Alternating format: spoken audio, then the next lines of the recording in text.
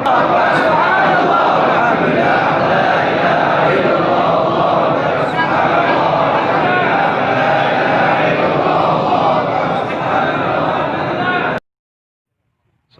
warahmatullahi wabarakatuh. Saat ini kami sedang berada di Masjid Bang Alawi yang didirikan oleh Habib Muhammad bin Ahmad Al-Attas, dan saat ini sedang proses buka kubu untuk Habib, yaitu di samping masjid.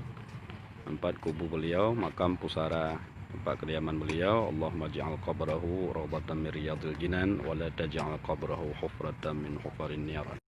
Dan perempuan, sekali lagi mohon pengertian kepada ibu-ibu untuk mengambil tempat di bawah tenda saja, tidak berada di kompleks makam.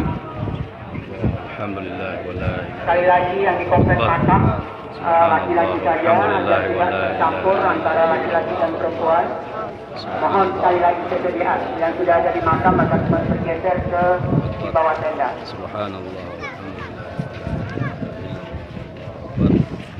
Bismillah.